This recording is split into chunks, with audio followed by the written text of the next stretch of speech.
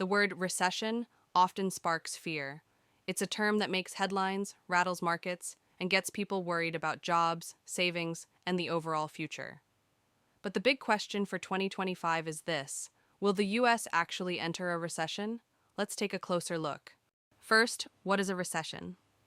At its core, a recession is a period of significant economic decline, usually measured by 2 quarters of falling GDP. Basically, when the economy shrinks instead of grows. But it's not just about numbers.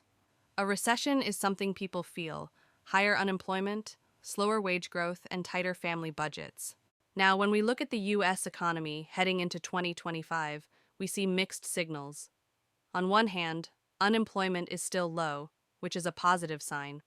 Companies are still hiring, and consumer spending has held up better than many experts expected.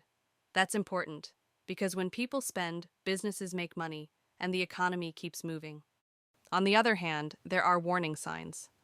The Federal Reserve has raised interest rates aggressively in the past 2 years to fight inflation. And while that has helped cool down rising prices, it has also made borrowing more expensive. Mortgages, car loans, and business loans all cost more now. This tends to slow the economy down over time.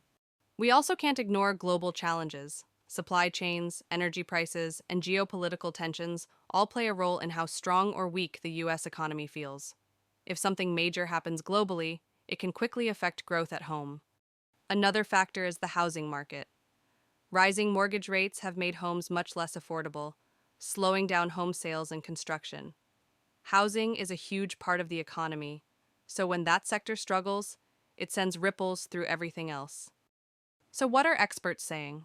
Some economists believe the US might face only a mild recession or even avoid one altogether, what's often called a soft landing. That's when the economy slows just enough to reduce inflation, but not so much that it tips into a major downturn.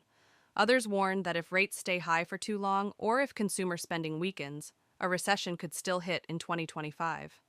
But here's the most important point. Whether a recession happens or not, you don't have to be unprepared. Recessions are part of the natural economic cycle, and while they can be tough, they also create opportunities for smart investors and savers. The best steps you can take right now are practical ones. Build or strengthen your emergency fund, pay down high-interest debt, and diversify your investments. Instead of trying to predict the exact timing of a recession, focus on creating a financial plan that works in both good times and bad. At the end of the day, no one has a crystal ball.